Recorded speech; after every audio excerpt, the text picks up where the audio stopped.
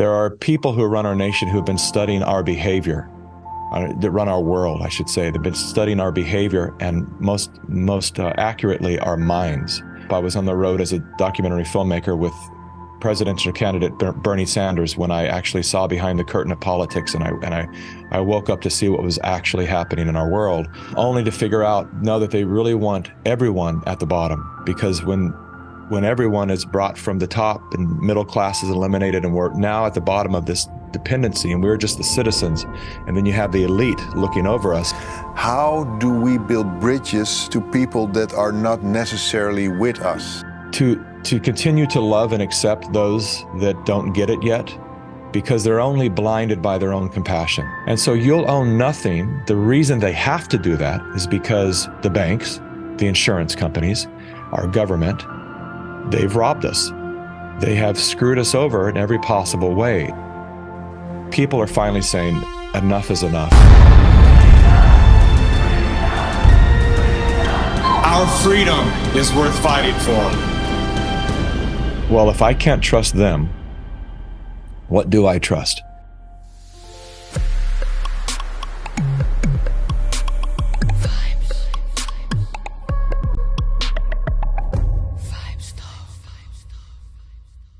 Hey, leuk dat je kijkt en of luistert naar deze hele bijzondere aflevering van Vibestalk Global. Jawel, vandaag met niemand minder dan Baptist de Pape en Mikki Willis. Voordat we naar deze hele bijzondere aflevering gaan, wil ik je eerst attenderen. Word member van de Univibes Tribe. Zo zorg je ervoor dat wij kunnen blijven bestaan en dit soort afleveringen kunnen blijven maken. En jij krijgt in ruil heel veel gave kortingen plus toegang tot onze eigen community app. Ga daarvoor naar onze website www.univibes.nl. En vergeet natuurlijk niet deze video te delen, te liken en te abonneren op ons kanaal.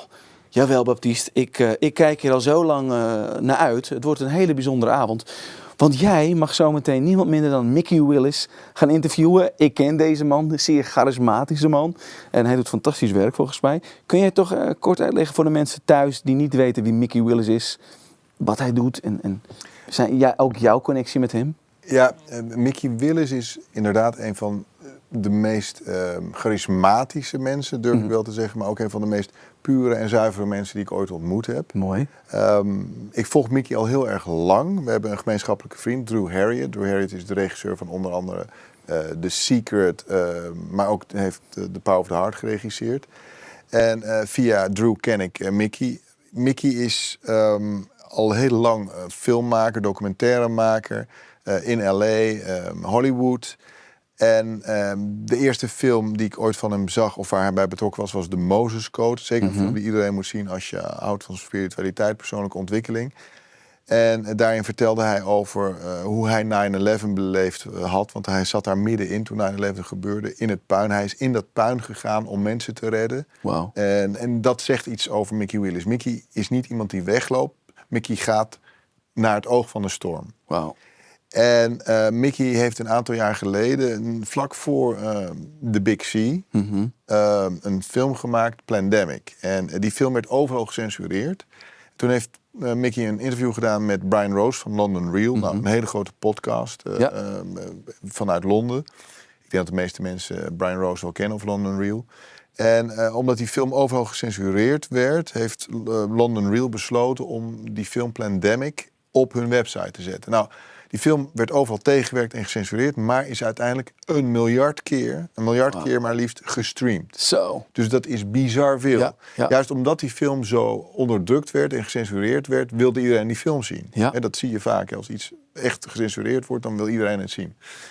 En Mikki heeft toen, ik heb hem toen in die periode geïnterviewd en hij leefde toen met zijn 2 zoons en vrouw als een soort van voortvluchtige, want hij had hele machtige vijanden gemaakt, zeker in Amerika.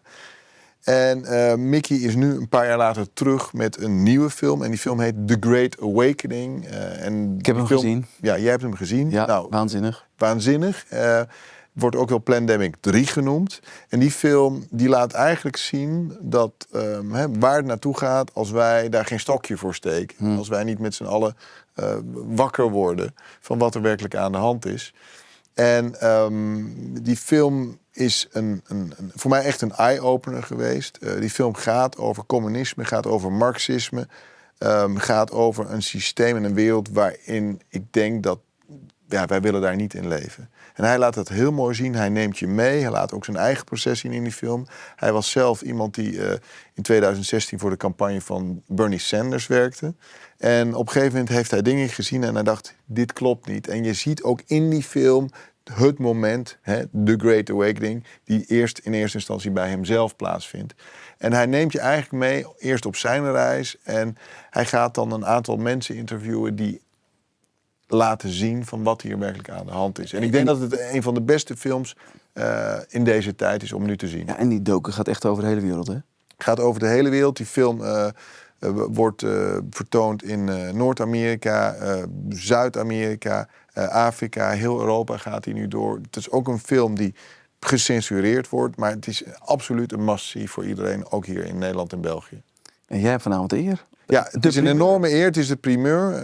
Dat wij mogen interviewen is een wonder. Want Mikki is zeer druk en werkt niet zomaar mee aan een interview. Dus wij hebben het grote voorrecht om hem te mogen interviewen. Ik kijk er ontzettend uit naar Baptiste. En ik weet zeker, jij ook thuis. Dus here we go. Het interview tussen Baptiste de Pape en Mikki Willis. Heel veel plezier. You are best known as the man behind the groundbreaking pandemic documentary film series.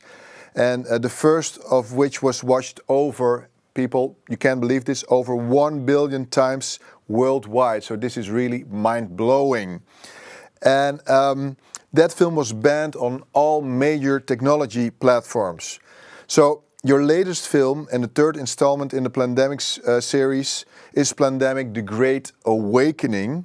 And the movie examines really what is happening as the Western world edges closer to the Chinese model of Marxism, mass surveillance, communism. And while our children are being targeted in a cultural war that is destroying the family structure and the family unit. Mikki, welcome to Vibe Talks. It is so great to have you on. Thank you so much. It's really great to be here. Yeah. First of all, congratulations on your latest film, Pandemic: The Great Awakening. Thank you so much.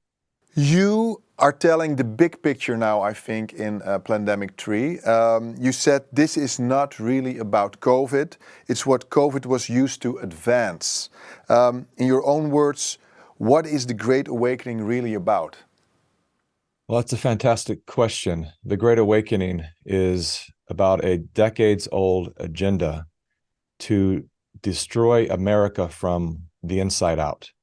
And the reason for that is if most of the population are unaware that there is a plan by a group of people that are best defined as globalists. And what is a globalist? A globalist is someone who believes that it can sound benevolent. It can actually sound appealing to people who care about things like unity, which is something that I fight for. Because it sounds unifying to bring all the nations together and have one trade organization and one government. But what that really means ultimately is total control over all the countries. The people who have amassed control over their own nations, for the greedy ones, it's just not enough. They want to control all the resources, all the energy sources, and they want to be able to make sure that there are no outliers. What I mean by that is when you have countries that are not participating with global agendas, and then you have certain countries that are saying, no, we're going to do things our own way. Like we can now point towards Sweden and Africa, which is 4% vaccinated, and the people are healthier. We can look at that as a trial to say, why are the people that didn't receive these new rushed vaccines healthier? We have the data now to show that the countries like America and Canada and Australia and the other countries who went full out in support of having all of their citizens vaccinated, why are there such health issues? Why are women having miscarriages at an alarming rate? Why are there new allergies that are forming? Why are there cases of young people collapsing with heart attacks, shortly after they received the vaccine. This is real. This is science. A lot of people don't want to hear this, and I don't want to alarm people who have been vaccinated themselves. But to understand the data is to know that these protocols failed. They failed the people, and they destroyed economies, which is ultimately the goal. And so if we can accept that, which is a little bit bleak and negative, to accept the fact that there are people who want the global population to be dependent. If you can just start there to say that that is one of the agendas, to have people dependent, so that, when I've been an environmentalist for almost 30 years, and I could never figure out, Baptiste, why in some states within the United States, they make it illegal for people to capture rainwater. And at the same time, the government is saying we have a water crisis and we're going to be dealing with major droughts. Why wouldn't they be training the citizens how to catch rainwater? It falls free from the heavens. Why do they limit that? They either say you can't do it, or you can only capture so many gallons a month and then we cut you off. Why? I didn't understand that until COVID happened. And I watched within my own country, I watched business owners say, this is unconstitutional. You cannot force us to destroy our family business. We're going to stay open. We provide a service that we feel is essential. Even though the government doesn't feel it's essential, we feel it's essential. And what did our government do? Is they shut off water and power. So they want everyone on the grid dependent upon their water services. And when you know some of the families and some of the very corrupt people who own the power sources, then you start to understand they've all infiltrated those power sources so that the people won't be sovereign. It's really a war against sovereignty, against our ability to take care of ourselves, to understand that our planet grows all the food and medicine that we'll ever need, but they want to create synthetic remedies that are beginning to do more harm than good when you consider that medical error is a number 3 killer of the human body. Mikki, there's a lot of people who are seeing what's really happening, but it seems that anno 2023, we are all living in echo chambers. And I mean by that, sometimes we are just preaching to the choir. How do we build bridges to people that are not necessarily with us? Another fantastic question. So what I've been telling people to understand is that the way that they got so many good people to buy into these ideologies is through what I call weaponized compassion. And so it's not that their family members and the people who still haven't seen it are bad or dumb or any of those things. These programs, first you have to understand that while we've all been obsessing upon meaningless things, our cell phones and other technological devices, there are people who run our nation who have been studying our behavior, that run our world, I should say. They've been studying our behavior and most accurately our minds. And so they understand how our minds work better than we understand how our minds work. And so they know that through offering something that sounds like a solution. I was a full-fledged member of the progressive far left. And the way they got me until I woke up, I was on the road as a documentary filmmaker with presidential candidate Bernie Sanders when I actually saw behind the curtain of politics, and I woke up to see what was actually happening in our world. But the way that they got me was through the rhetoric of helping women, helping minorities, helping people at the bottom. I was raised by a single mother who had 4 children on her own, and we were on welfare. And so when I hear a candidate, or back then when I heard a candidate speak about helping, that struck me in the heart, because I thought, well, I wish we would have had that kind of help when I was a child. And so I jumped in to fight that fight, thinking that that's really what the fight was about, to help women and minorities and people at the bottom. Only to figure out, no, that they really want everyone at the bottom, because when everyone is brought from the top and middle class is eliminated and we're now at the bottom of this dependency and we're just the citizens, and then you have the elite looking over us, this is the argument and the struggle that we've gone through forever since the beginning of the cradle of civilization, where we had masters and slaves. And so it's the same fight to have that relationship. But in answer to your question, what I remind people is if they got me through weaponized compassion, that's how they got your loved ones. And so instead of being angry with them, understand that it's ultimately their desire to live. They've scared everyone so much that when they can convince them that guys like me are a threat to the health of your mother and father, grandparents, then they can demonize people that are actually making progress in the right direction. And so what I want people to understand out there is that to continue to love and accept those that don't get it yet, because they're only blinded by their own compassion. If they didn't care so much, these programs are actually designed for highly educated and deeply caring people. That's the range. And so the reason we here in the United States have the people that we consider to be the top IQ, Neil deGrasse Tyson's and people like Sam Harris, and these intellectuals that we praise over here, they're the ones who went so far into supporting the tyranny that it shocked everybody. Because you have someone like Neil deGrasse Tyson, who's a scientist, an astrophysicist, saying science is a consensus. And any real scientist knows that is not science. Science is not a consensus. It is an individual exploration of what is true and what is not true. And everyone should be willing to question everything. That's how science progresses. And he didn't even want anything questioned. To him, everyone was stupid that didn't just run out and get the vaccine, even though science says you can't develop a vaccine in months. It takes years for long-term studies before you know what the long-term effects are going to be. And so the reason that someone like Neil deGrasse Tyson in our country went so far in that direction is he spent his entire life studying from government institutions, not understanding how much of his education is probably paid for by big pharma. They pay for a lot of medical and scientific exploration, not understanding that, the professors that he studied with to become accredited the way he is, they were all government paid, sponsored, indoctrinated forces. And so they learn to just bow to authority. If they have more stripes, that's why a lot of military people went with it. They're just used to, if somebody has more clout, then what they say is true.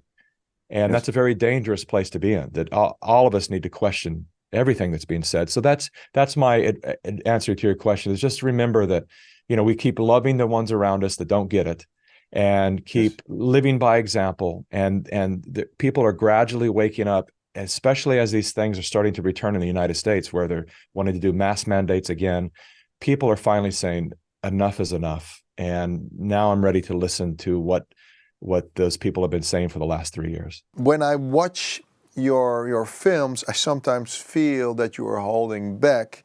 And is the world ready to talk about eugenics and communism? I mean, we will talk about communism later on, but eugenics is the aim to improve the genetic quality of a human population. And, we can say it's immoral eugenics, because it is creating a genetic superclass with unfair advantages. Do you see eugenics as scientific racism?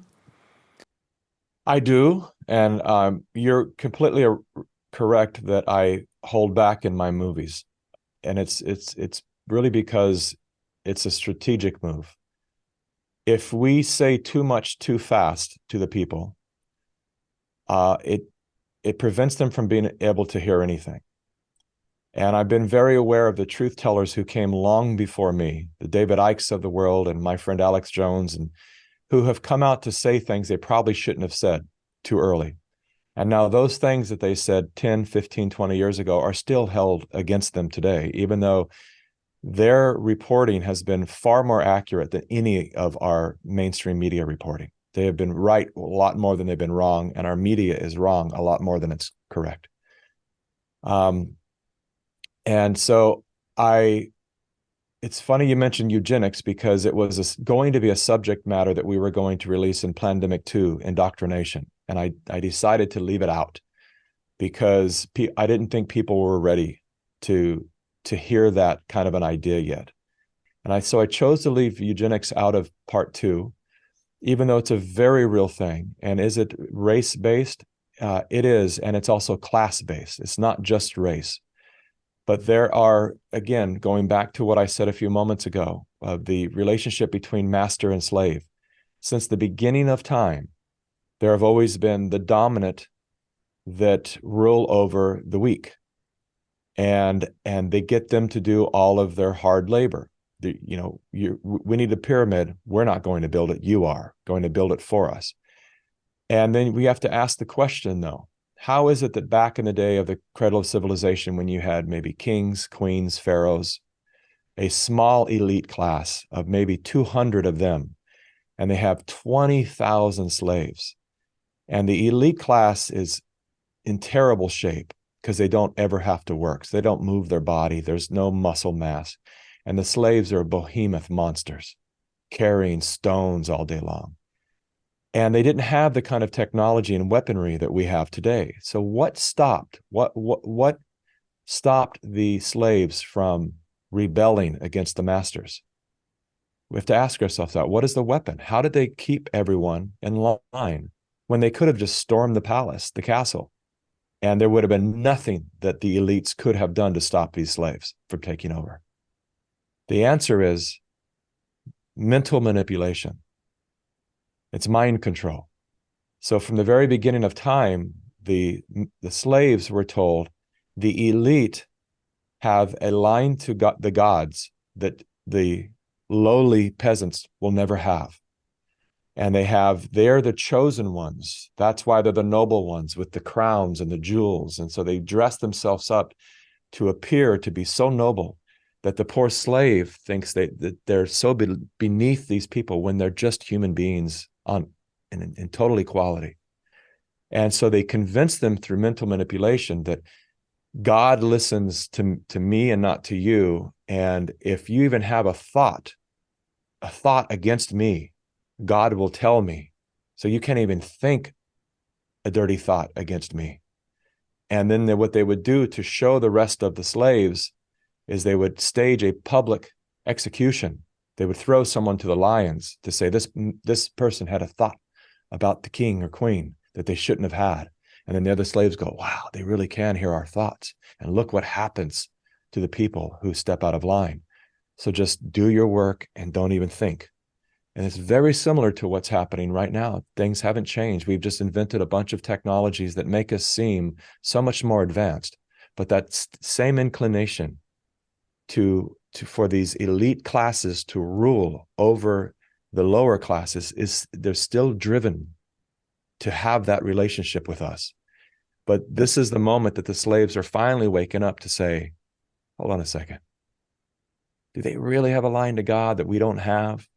And are we being conned here? Or should we start to look around at the size of our numbers, the size of our bodies, the strength that we have to realize we've always had the power. When are we going to use it? Apart from the mind control, there's also the division and the conquering. I think it was Julius Caesar who said, divide and conquer. What is the antidote against this game of division? When are the slaves able to see that this is a game of division, and if they unite, they are much stronger? Well, I think that it started during COVID, and that is a wonderful thing happened, and that is people started to lose trust in all leadership. And it leaves them with the question, because ultimately we need to trust something. When we've lost trust, we've lost our lives totally. So it leaves us then, well, if I can't trust them, what do I trust? And people are starting to understand that you trust thyself. And this is the hero's journey. This is literally the hero's journey. So I've studied for well over 30 years the work of a man named Joseph Campbell, who spent his entire life studying human stories, the mythologies that we've been telling ourselves since the beginning of time, all the way back to the etchings on the cave walls. what is the commonality of these stories we've been telling ourselves since the beginning of humanity? Is there something common? What are the stories? What is the reason for us sharing these stories? And we, became campfire stories, and now they're, then it became movies. And what is the story that we keep telling ourselves? Well, as a writer, as a storyteller, as a filmmaker, I can tell you that even Hollywood adapted to the work of Joseph Campbell. Most of the most iconic movies that are worth remembering are based either directly or loosely upon Joseph Campbell's hero's journey. And that is, in short, a reluctant hero, a common everyday person who is exposed to some life or death situation. And they have to go out into the world, and they set out to try to find help. And along the way, they meet all these characters who challenge them. And they ultimately learn in the very end, through these mentors along the way that they meet, people trying to stop them from moving forward and people trying to help them to move forward, both. They'll ultimately learn what has become cliche at this point, which is the force is within. You are the one. So think of the, Star Wars, The Matrix, all these big films that have had a massive impact. Avatar had a very similar story. So the films that have had these big impact on society have ultimately been when the people have realized, oh, it's me. Oh, I was looking for the warrior. I was looking for the savior. And then I was taught to remember that this is what I came here for. It was actually me. And all this hero journey has taught me is preparation for the battle I'm about to engage in. There's a moment that happens that I featured actually in Plandemic 2, the end of the movie. I talk about this, where you see the finger twitch or the eyes flutter, and the hero goes from assuming they're dead, they're defeated, to rising. It's so cliche because we've seen it so many times, and they rise with a new power, right? It always looks like they rise and they look up and they stand and they look the dragon in the eyes, and suddenly they're a new person. In your film, The Great Awakening, you show that the World Economic Forum is advertising with, you will own nothing and be happy. Half of that statement is true. You'll own nothing. I don't know how happy anyone will be. The reason I chose to show the quote from Karl Marx that says that communists can be summed up in a single sentence: the abolition of private property. So communism, if that's Marx's definition of communism, which is the elimination of private property, we have to look deeply into that. What gives us sovereignty? We're born onto this planet, and when you have ownership of your land, of your home, it changes you. What happens to a person, man or woman? I know when I bought my first home, it was interesting because I never really paid attention to what my local county was doing, who was running, in the county or whatever, because I was always renting. But when I bought my first home, suddenly I became very aware of the local politics. I wanted to become educated because the raising of taxes affected my property cost. The what was going on in my neighborhood, the HOA, the homeowners association, affected the way that what we could build on our property, what we couldn't build on our property. So suddenly the world around me mattered because I was a property owner. And so one of the reasons that they don't want us to own property is because it forces us to become educated. The other thing is that years ago, I don't even know why, but I became obsessed with the question, what makes a ghetto a ghetto? That just came up in me one day, and I thought, why is it that almost in every major city, there is a slum? There is a part of the city that's covered in graffiti, that's dangerous, low income, drugs are sold on the corner, and prostitution, and it's the same in every city. They all have this. What is it about that particular part of the city where people behave so differently than the rest of the population? And that can be summed up to one answer: lack of ownership. Because it's easy for us to look at people that live in slums and just think they're just lower class people. because it appears that way. So we'd have the science, literally the evidence to say, obviously it's true. They're lower class. They leave their clothes out on wires. They put their cars up on jacks on the front yard. They never mow their yard. It's just lower class people. Well, what creates the behavior of low class is lack of ownership. When you don't own something, when you're renting an apartment from someone who not only do you not own the apartment, but that person becomes the enemy, because they're reminding you that you owe them money. They're shaming you. They're charging you more money when you're late on the money you owe them. So they become your government, your local government. And so you don't like the guy who owns that apartment building. Why are you going to take care of it? Punch a hole in the wall, whatever. On your way out, screw them. You don't care. I know that I drive a rental car very different than I drive my own car. I don't really consider, or if I park it next to another car that might door ding it, I don't think about it the same way, because it's a disposable car. I'm going to turn it in and it's over and I'll never see that car again. It just happens. And I'm a pretty respectful person when it comes to property, but I'm witness that I don't drive that car the same way. Oops, I went over a curb. Oh, well, I turn it in tomorrow. My own car, I go, oh, shoot, let me get my tires balanced and check it out and avoid that curb, And it's just a natural tendency for us to see, for most people, not everyone, but to see stuff that we don't own as less important than stuff we do own.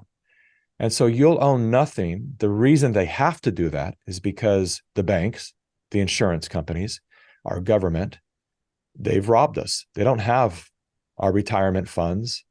They don't have our insurance funds.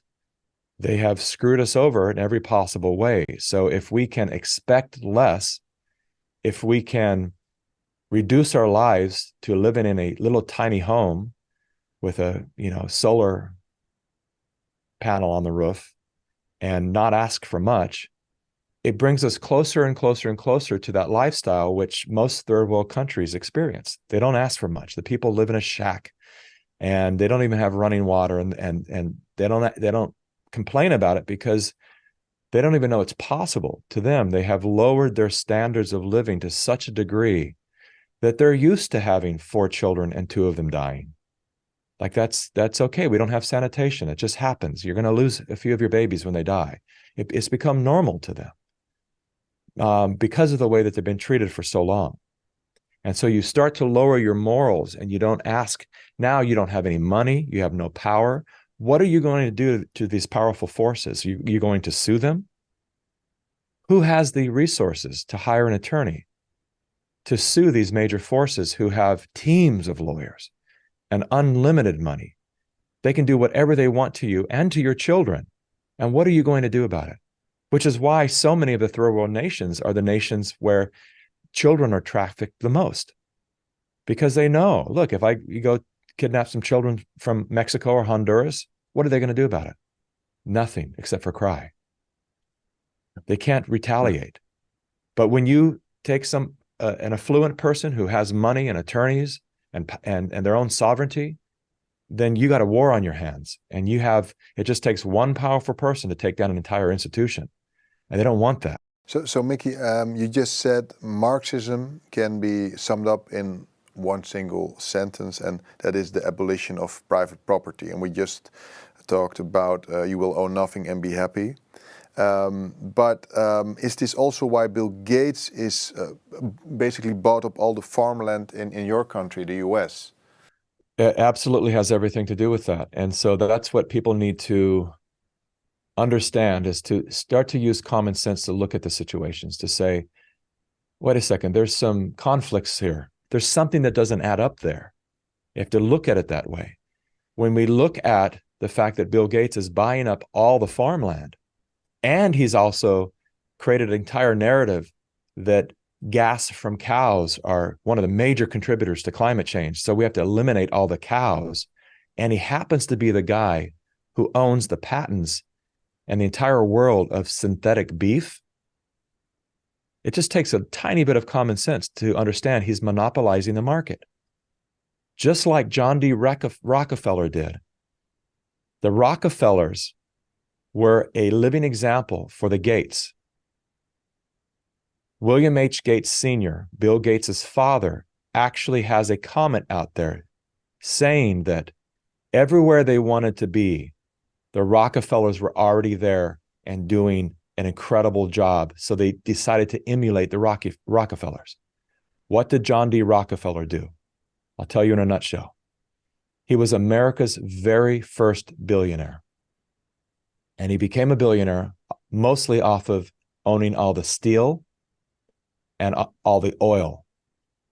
When it became known through science that they can produce medicine from petroleum, John D. Rockefeller said, well, wait a minute. I own all the oil.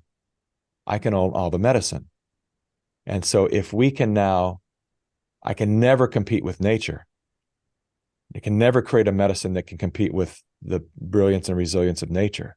So let's demonize it. Let's tell everyone how wrong natural medicine is. All the herbs and everything grown from the planet, any doctor who promotes these holistic medicines are a quack. And he took over the AMA, the American Medical Association, and he created Rockefeller medicine, is what it's known by to anyone on the inside. And he took over all the medical institutions, the colleges, created his own. He took over the breast cancer society, because it became known that his medicines, his petroleum medicines, were creating cancer. So he took over all these organizations so he could spin it and say it wasn't his medicine. And he had people jailed, even eliminated, that were supporters of natural remedies, so that he could flood the market and dominate the market, monopolize the market with synthetic fake medicines known as pharmaceuticals. And Bill Gates learned from that and is now doing that with our food supply. And so he will own and control, if we allow it, he will own and control the food supply, which doesn't only affect the United States, it affects you and everyone in your nation and beyond. If we let these people take over our natural, God-given resources to eliminate anything that grows from the ground and replace it with something that grows in a laboratory, the result will be an even more unhealthy society. But we will, again, like I said at the beginning of the show, become more dependent upon the people who own the patents. Why is it a war against nature? One reason: you cannot patent nature. These people want to patent everything. If you watch Plandemic 2, it's all about the patent game. They want to patent because patent means profit. If they own it and control it, it's control. If I can patent the food, and that's why Bill Gates has been working with companies like Monsanto, because when they create GMOs, genetically modified organisms, now you can inject that into corn and you can own the corn, because while you can't own the corn when it's natural, the moment you inject a genetically modified organism into the corn, you own that patent for that GMO. And now you can say that corn is mine. He's the #1 investor in Monsanto, who has done incredible damage to the health of people all over the world through their chemicals. And so you understand, this is the game. They want to monopolize everything, every resource that has power, so they can control it and can ultimately control the people. If Bill Gates owns the food, then he owns us. Yeah, so we have the World Economic Forum that is advertising with "you will own nothing and be happy." We have Bill Gates buying up all the farmland in your country. And then we have, of course, the investment companies like BlackRock. And they seem to like the Black Lives Matter riots because the properties where they had riots plummeted in value, and they are then gobbling up all the properties. Are they doing this because they want us in these like 15-minute cities where you own nothing? Is that the agenda, that all humanity has to live in 15-minute cities? Well, that's one of the key agendas, yeah. Or that's a byproduct of the agenda, I would even say. The agenda is control. And so when you own the property, you control the people. Now you can drive them into poverty. All you have to do is raise the rent on all the people, double the rent, and suddenly you have families that can't afford to live there anymore. So they're forced, either they have to live on the street or they have to live under your rule. And so it's about dependency. The game is dependency. And the byproduct being the 15-minute cities is, now what are we going to do with all these people? Well, we have to move them into a smart city. A 15-minute city basically means everything is within 15 minutes of walking distance. You won't need a car. So of course they sell it as an environmental plan, right? So this is the way we're going to control climate change, and we're going to fix it and save the world. Is we're going to put everyone in these little cities that they don't even have to have a car. They can have bicycles, maybe a couple little electronic, public transportation. Everything is within 15 minutes. Everything is under surveillance. So very similar to like China. China has 1.4 billion people, and everyone is under surveillance. I think there is, I think it's, they have multiple cameras per citizen. I'll just put it that way. I forgot what the number is, like 7 per citizen or some crazy number like that. And so, and not only do they have cameras watching everything and people back at headquarters watching the screens, surveying all the people, and giving them what they call low social credit scores. So you jaywalk. There's no cars on the street. Nothing's happening. Not a car for a mile, and you decide go ahead and cross the street. Your credit score is lowered, and you may get home if you've done this too many times, and you may find an eviction notice on your home because you can no longer live there now because you have your credit score is so low you can't live in that neighborhood. Total control. They also have people who are hired, neighbors, citizens, and given special treatment and pay to spy on their neighbors. And so they listen to the conversations, they watch them, they say, okay, look at that. They took their trash out and they left a piece of trash on the sidewalk. And then they mark it down, they send it into their authority figures. And that person gets their social credit score docked. And so now everyone's paranoid because no one's a friend and everyone is spying on each other, which is what they did here with COVID, right? So I'm sure all of the people in your studio have had stories of where own family members didn't want them around anymore. They weren't invited to holidays, and it's you start turning the citizens against each other. And now we've lost everything worth living and dying for. So now, family is one of the strongest things that keep us fighting for life is our family, our children, our parents, our wives, our husbands. And that unit is broken up. So what do you have to live for? So, okay, I'll become families with the state now. And that's my family. And the leader, the dictator is father. Yes. So during the reign of Mao, he was using young children and he was brainwashing them, and he set them up against even their teachers and their parents. You see that in the film as well. That's right. Yeah, as I mentioned earlier, that's how we need to pay attention that we're all capable of that behavior. We're vulnerable to that behavior. Chinese people are very intelligent people. There's a reason that a lot of the Asian nations are more advanced than any of our nations are. They're highly intelligent, very disciplined people, and usually very strong with their morals, their traditions, their family, their morals. If they can get them to act against their own parents, it's a very scary signal to show us what humans are capable of when we don't think for ourselves. There is a Hollywood film, I don't know if you've seen it, quite recent. It's the film Don't Look Up with Meryl Streep and Leonardo DiCaprio. Have you seen it? I love that movie. Have you seen it? Yes, I love it. Have you seen it or not? It's fantastic. Yeah, so it seems to be a film about technocracy. So people who are ignoring science and the experts are quote unquote dangerous. It seems to be a promo for technocracy. And technocracy is a form of government in which the decision makers are selected based on their scientific or technical knowledge. So what is your take on this film? Well, it's an interesting film because depending on your own personal mindset, the film can have multiple messages for multiple people. A lot of people saw it as a pro-climate hysteria movie, and that people were just so blinded that they're going to sit there at their table as the world is destroyed around them and just have mundane conversations as the meteors coming to destroy everyone. So that some people saw that as that's the climate change, doom and gloom. And then some saw what you just mentioned, which is the dangers of having these technocrats that come in there as the new gods. And that is a very serious, dangerous thing. This is what we're experiencing right now. The worshiping of Anthony Fauci, the worshiping of fake philanthropists like Bill Gates, who's never done anything out of the kindness of his heart.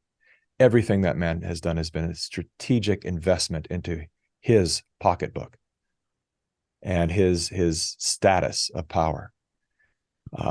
And so when you have these, the whole World Economic Forum is filled with technocrats, the people that are leading our technologies. And while I'm a lover of technology, I'm not old school in that I'm against the advancement of technologies. I'm old enough to remember I was in the music business when we went from, vinyl records to tape to CDs to digital. And I will admit it's only gotten better. The quality of music, the clarity, our ability to mass produce, to not have, the degradation of copying tapes that would just get the music would just turn to mud. The technology has gotten so much better.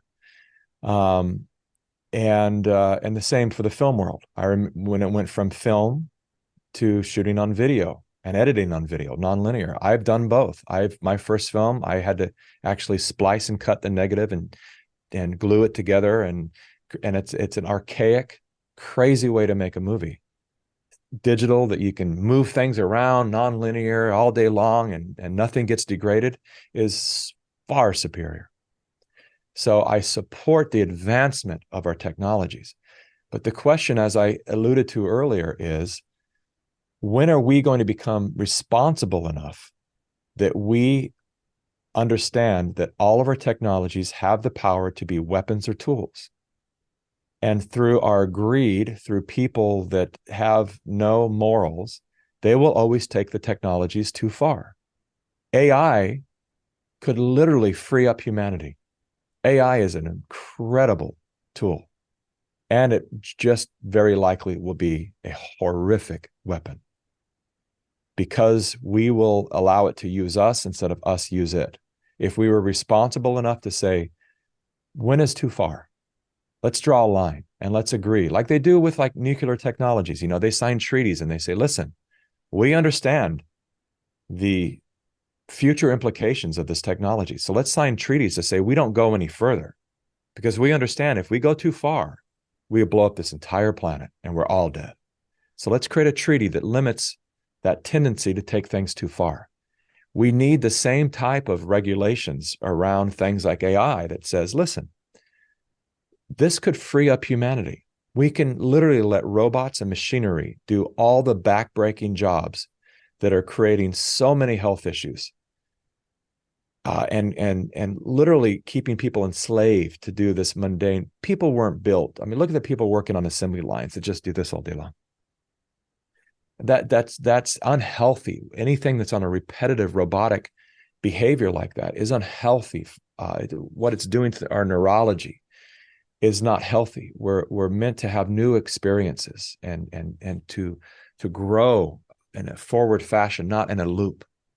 And so AI could come and do all that work without it doing harm. The machine can just repeat itself over and over all day long, more precisely, faster, 24 hours a day. And so that's going to happen regardless. But it's up to us. Do we let it actually improve our lives and do those jobs that no one really wants to do? Who wants to pick strawberries in 115 degrees weather 12 hours a day? It's brutal on the body. And these people don't live that long, and they have skin cancer and all kinds of stuff that happens as a result of doing that kind of job. If a machine can go do that much faster without destroying the human bodies, that's wonderful. But will we be responsible enough to draw the line somewhere where we go, let that happen? And now the people might be freed up to find the job that they actually really came to do, that they're passionate about, that is aligned with their life's purpose, that now they have more time, especially men, have more time to be with their children. Very critical. These are the things that are going to course correct our world, is when, because we have a deficit of fathers on this planet.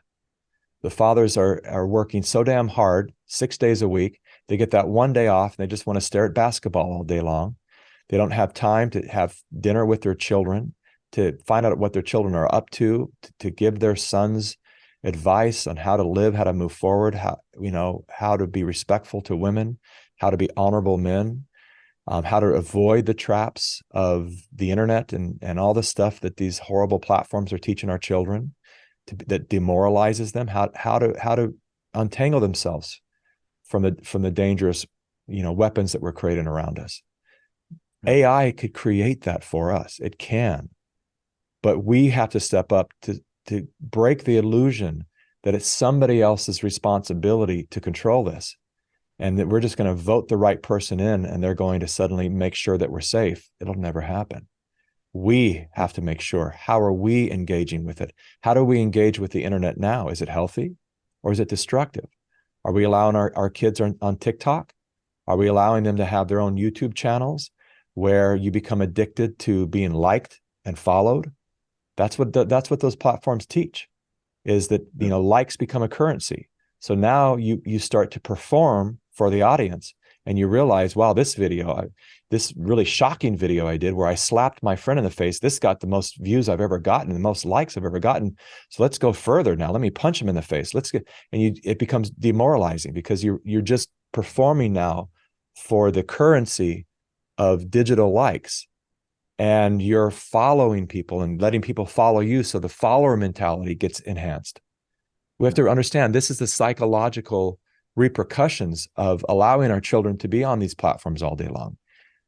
And so when are we going to step in as the men of this world and as the mothers of this world also step in to recognize that it might be convenient for you to throw your child an iPad, because now you can enjoy your dinner with your adult friends and let your child stare at your iPad for 3 hours, which we see all the time now. I was yesterday walking through the hotel as I was heading to the airport, and there was a little Asian boy, adorable, probably 5.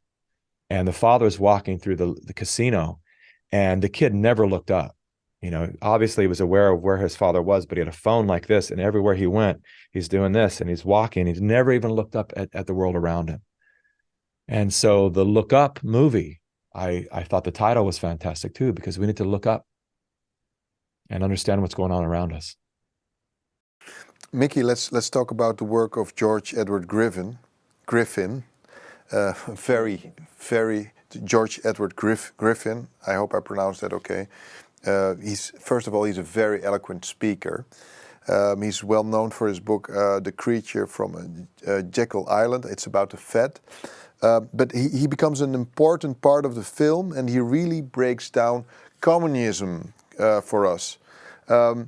Why did you make him such an important? Why is he so important in your film? Well, he was part of my awakening. So when I came off the tour with Bernie Sanders, what happened to me when I was on the tour with Bernie Sanders was I knew that Bernie Sanders was a self-proclaimed socialist, but I bought in. I knew that socialism had done great harm in history, great harm. But they said, no, this is different. This is democratic socialism. And I, shamefully, I admit that I bought into that. I thought, well, Bernie has a pretty solid track record of fighting for civil rights and being a kind of anti-politician guy. And so I would ask, what is the difference between socialism and democratic socialism? And they'd say, well, socialism before was really, slavery to the state, and that's why it didn't work. And democratic socialism is socialism led by and for the people.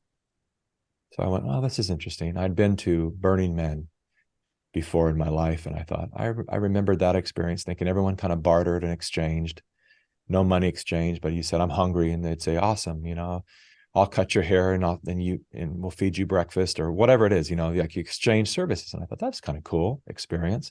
Don't know how sustainable that is and how long that would last. It works great for a week at Burning Man. But still, that's an interesting concept. And if we could all take care of each other, again, as a young man that was raised by a single mom on welfare with 4 kids on her own, I thought it would have been nice if our neighbors were taking care of each other and buying for the people. So I'd say that's fantastic. And explain to me a little bit more detail how this is going to be achieved. They'd say, well, it come down to taxation, basically. Because they said there's a lot of very rich people that aren't paying their fair share in taxes. So yeah, of course, I agree with that. And so we would tax them a greater amount. Say, well, how much? And it ranged from 60 to 90%. Literally, different people would say, I said, 90%? That's interesting. And where do you draw the line of what rich people get taxed? Well, it just depends on what they make. I said, well, hold on. I have a godmother of my children is worth a few $100 million. And this is a single mom who created a healthy weight loss bar for women. And she sold her company for a couple $100 million. Worked her butt off as a single mom. She's a beautiful, generous, caring person. You're going to take 90% of her earnings? That doesn't seem right. Here's a woman who went out on her own, a single mom, and took the risk and made a life for herself. And now she's doing good in the world with her money. And you're going to stop her from doing that if you tax her 75% or whatever it might be. She has no incentive to work anymore. That doesn't sound right. Then I asked the question of, well, then who's going to collect the taxes? And that's when you could say you could see that they didn't even think about that, because ultimately they'd say, well, I guess the federal government. So wait, I thought you said this wasn't. That's buying for the people, but the government's going to take, wait, hold on a second. No, wait. Do you trust the federal government? No. Do you like the way they spend our tax dollars now? No. And you want to give them more. Do you understand the disconnect here? There's something that's not adding up. And they couldn't, a lot of them would just get cross-eyed because they're like, I hadn't thought about that, but interesting. I said, so you're going to empower the federal government and you're going to de-incentivize all the innovators of the world. They're all going to stop innovating so that only the state is innovating and they have total control. You have no more, people that are creating SpaceX and all these things to compete with the government to try to, like that. I didn't know that that's what I was signed up for here. Like Bernie Sanders and Joe Biden are aware that they are creating stepping stones to communism. Are they aware of that, or what do you think? Yes. Okay. Bernie Sanders, I went through different stages with Bernie where I thought he's a really good man with a new plan. And then I went, well, he's a really good man with a naive plan. And then I went, he's not so good. I've watched him support war and go all out in favor of Hillary Clinton, which is one of the most corrupt politicians America has ever witnessed, to go full out in support of her, to support, on one hand, he always does something good, but they all do, right? Bill Gates has to do something good over here so he could say, he can take advantage of people over here. They have to do something. Every charity, every NGO, non-governmental organization, has to cure some disease, has to do something so that the people that are, all the donors and people can say, I was part of that. I did something good. And this is a great organization. There's always a front. It's a facade of good. What's going on behind in the back rooms is really bad. And so I have reached a point now where I think Bernie Sanders is not good, is not a good man with not good intention. Wow. Well, you talk about the former KGB informant Yuri Bezmenov, who deflected to Canada. And on YouTube, there is a video in which he talks about the 4 stages to bring down a country. And he uses the term socialist subversion. Psychological subversion. Yes. Yes. What is that about? Because George Edward Griffin is, I think, interviewing him, right, on YouTube. Yeah. So is this real? I mean, what he's talking about? Is this what's happening right now? What Yuri Bezmenov, the former KGB guy, is talking about? It's very real. So Yuri Bezmenov was a KGB propagandist, and he defected. His job was to psychologically subvert people, and Russians were the best at that for decades. They could go into a country and start to infiltrate the country and change their ideologies in such a way that they would become weak, and then they could take over that country. Yuri was sent to India, and he had some spiritual experiences in India, and he recognized that what he was doing was wrong and bad.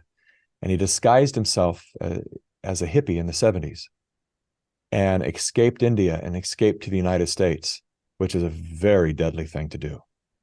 Because just making it to the United States doesn't mean he's safe, because there are traitors within our own country working with the Russians that would have him killed here locally. But he escaped here and very courageously started to speak out, to warn the world of what psychological subversion was, which begins with the demoralization of a nation. And he was very shocked when he got to the United States to see how advanced the demoralization process was.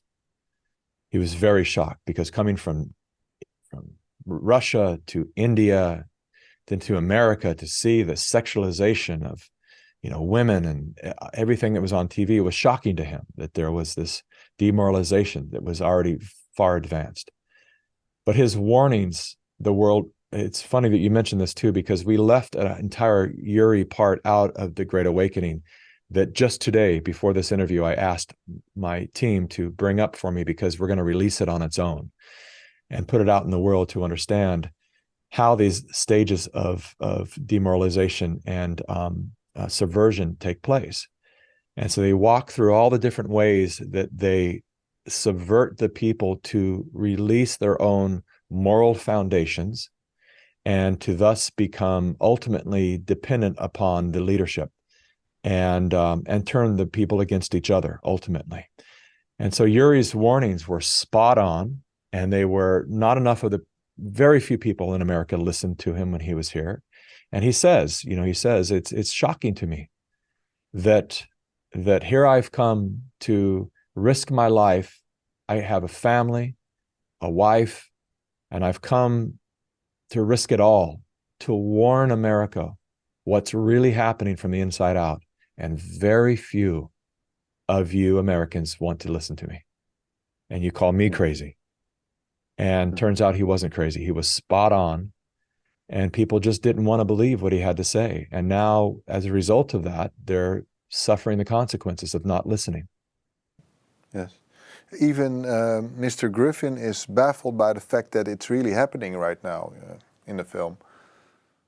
Yeah, I think he's always been aware that it's happening, but he didn't know. So real quick, G. Edward Griffin is a man who, the short story is, he was an insurance salesman. He was a businessman living in Los Angeles, California, but a curious person. And curiosity is very important. They say curiosity kills the cat, but I don't know, maybe it saves the cat. He stumbled into a communist bookstore one day, and it was ran by people that he would consider to be hippies. They were, as he says, they were in the hippie uniform. And he's a businessman. And they saw him, and of course they think, well, if we can recruit, he became a target for them. If we can recruit the businessman to them was the enemy. And so let's put extra attention into this man. And they told him all the books to read. They were trying to indoctrinate him, to get him on their side, to understand the importance of communism, and to understand that it was happening in America in the 70s. And so they gave him all the good books to read. And he took them home and he read them, all of them. And he became a scholar in understanding what the communist agenda was. And he started to do lectures in his home for 20, 30 people. And he told me one day, I forgot what it was, he saw, I think maybe it was Dinner with Andre, an old classic movie. I think that was the movie he mentioned. And it woke him up because he realized, he said, what impact am I really going to have by having these monthly lectures with 20 or 30 people? This is not going to reach a tipping point and make any difference at all. I need to put things on film. So he became a filmmaker, and he hired professional, cinematographer to bring a, beautiful black and white 35 millimeter camera to his library of his home. And he would have 20, 30 people show up, and he started to record these talks that he was giving. And the beautiful thing about these talks, he gave probably half a dozen of these talks. The beautiful thing is that almost never does he offer his own opinion. He's simply reading from communist writings of them. This is them speaking to their people of what their plan is. We need to listen to their plan because they're serious about it. And then he would also read from books written by people that defected from the communist movement, that said, just like what I did with Bernie Sanders, I didn't realize what I was involved in here. I got suckered in through weaponized compassion. And now I have to come out to tell the truth. So there were books that were written by people like Manning Johnson, black men, who said they are using black people as what he called cannon fodder. And they're going to create a race war. And they tell us what words to use. Back then in the 60s, they had books that said, continue to use the word white supremacist, continue to use the word racist, fascist, neo-Nazi, right-winger. They listed all the words. Keep amplifying those, because someday those will become our weapons. And all we have to do is claim that somebody is one of these words, and we'll be able to shut down public discourse. No one will listen to these people anymore. So keep ramping them up until they become so nuclear that they become bombs, social bombs for us.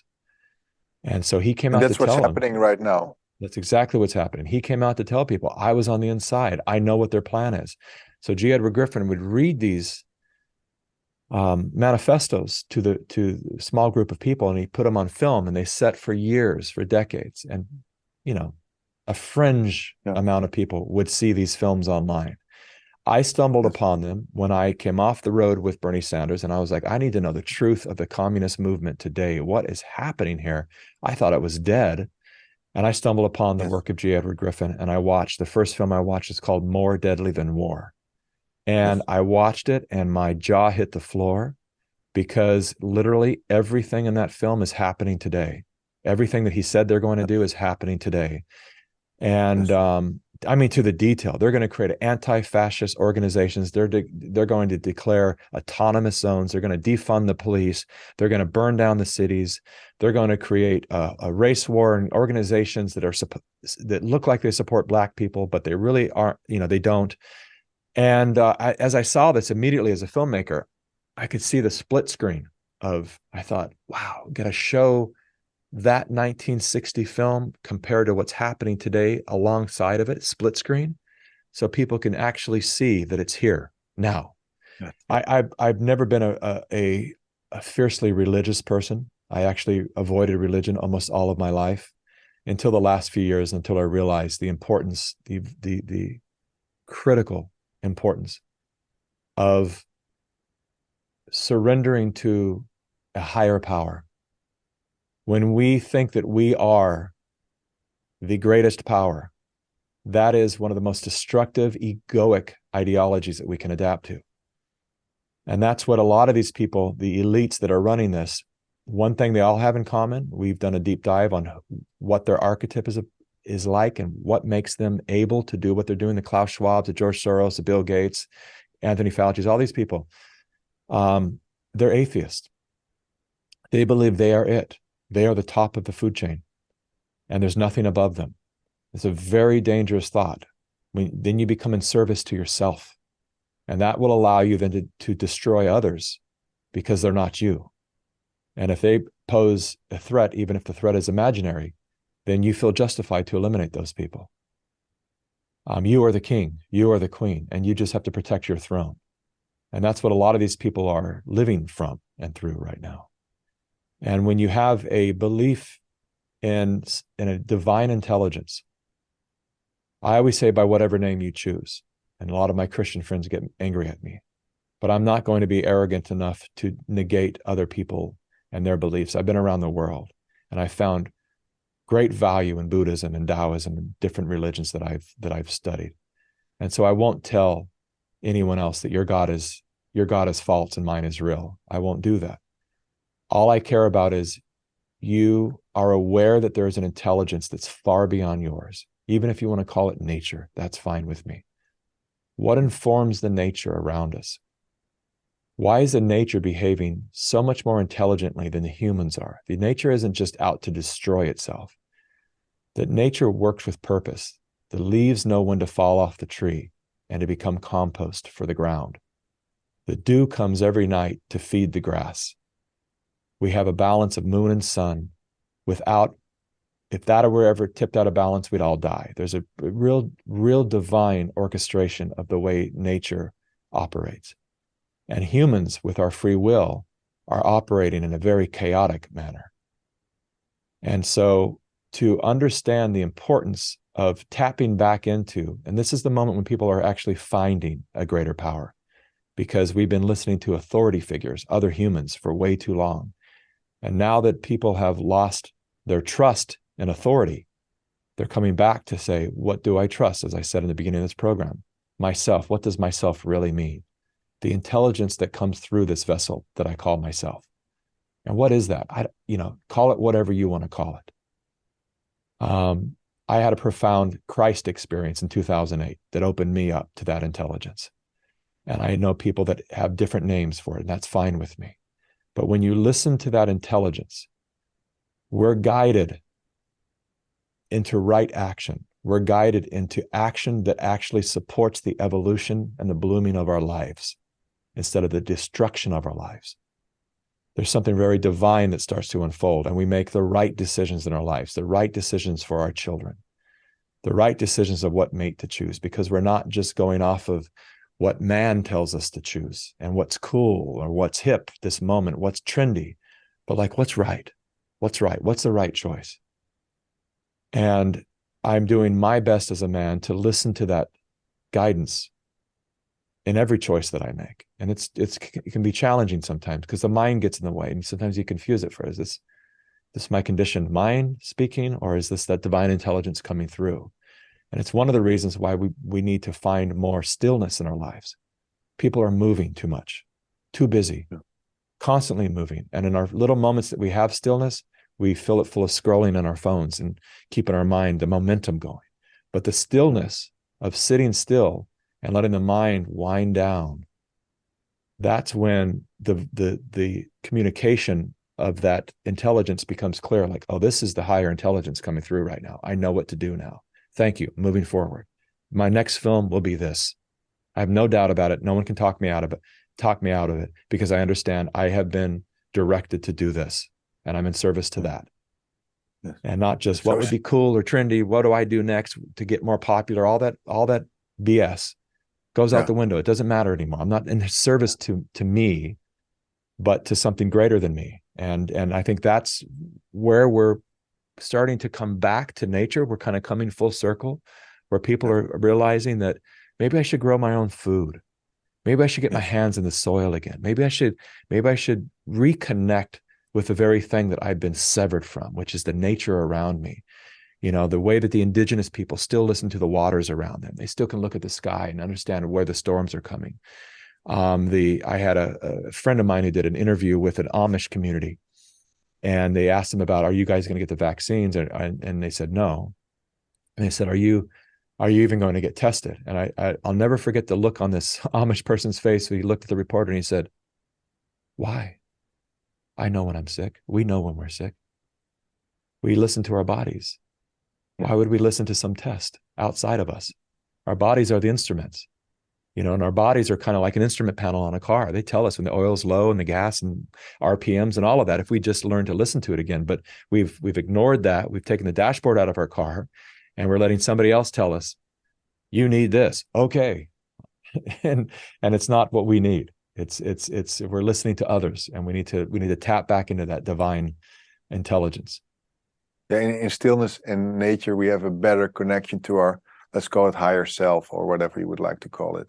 That's right. That's another name for it. Yeah. So you said if we get lured into sell any part of our soul, it is the beginning of the end. You turned down $17 million to share the licensing of Plandemic. Why did you do that? Wow, perfect timing. Because that's a lot of money. It's a lot of money. And I don't have a lot of money. Some people will think because they constantly associate notoriety with money, and it's not in my case. And a lot of people, a lot of the doctors that are very famous out there, they've let go of their wealth to do the right thing. In answer to your great question, I said yes to that in the beginning. It was a call that I got from a friend. And he said, my friends hold the record for crowdfunding raise. And I guess they raised $17 million in a day, something like that. And they're so excited they heard that you're going to do Plandemic too, and they want to talk to you. I said, okay. I got on the phone, super great guy. And he said, he laid it out for me. He said, what I'm prepared to offer you is this. We're going to run a crowdfunding campaign for you. And we have a massive list of people, high net worth individuals that are on our list, but we're going to run a campaign for you. And we're going to give you $1 million the moment you sign. And then we'll guarantee you an additional 16 million over the course of whatever the campaign was, 4 months or something like that. And if for any reason the campaign doesn't reach this amount, then we pay you out of our pocket. So it's a guarantee. So, wow, incredible. And I said, let me think about it. So we had a second call. The second call, I said, here's my issue is if you look at the press, because they couldn't smear me as a right winger because I come from the far left, because they couldn't smear me as a racist because I have years of work that I've done to support minority groups, inner city communities, indigenous communities, and Native American communities. They couldn't pin that one on me. They said that I'm a fame seeker and I'm a grifter. I'm doing this to get rich. And I said, so my concern is this is going to justify that judgment. Now I'm out there raising millions of dollars online, and it's going to discredit the work that I'm doing. So I don't know that I can do this. And they said, well, what if we don't go public with it? What if we only raise the money off of our internal list? We have 500,000 high net worth individuals. And we'll just, all we need from you is a 2-minute video letting the people know that this is legit and we're working with you. And we'll only do it internally. So it won't even go public. And I went, wow, that's kind of a hard thing to turn down. And I said, yeah, under those circumstances, that sounds good. Let's do it. And he said, okay, fantastic, great. Well, let's get, we'll have our team throw together a little landing page. What we're going to do, want to make sure that you're involved in it so you can see how it's language. So we don't cross the line. We don't want to cause you any kind of trouble. Let's get on a call next week and we'll show all that stuff to you. And then we'll put a little contract together and we'll do this. And I said, okay, great. And I got on the call the next week and they were showing me their landing page. And during that call, I listened to that voice. And the voice said, the answer is no, walk away. It was loud and clear. And I had this, like, my face got hot. I remember just going, oh no, what? I can't, anytime I deny that kind of guidance, there's some level of suffering takes place in my life. And so I knew I couldn't ignore it. But now I'm like, I already said yes verbally. I don't go back on my word. Now I'm in this conundrum of like, why'd you let me say yes? Why didn't you tell me this the last phone call? And it's just said, the answer is no, walk away. And so 2 guys are talking on the phone and I said, gentlemen, hey guys, I didn't interrupt them. Yes. Yeah. What's up? And I said, man, I don't know how to tell you this. I'm so sorry, but I have to pass on this. And they said, the guy that developed the page, he thought I meant the landing page. He goes, oh, no, listen, this is just a mock-up. I know you have a great digital team. You guys have better style than we have. You guys can completely recreate this. This was just our first. I said, no. I mean, the entire deal. I can't do this. Wow. And he goes, what happened?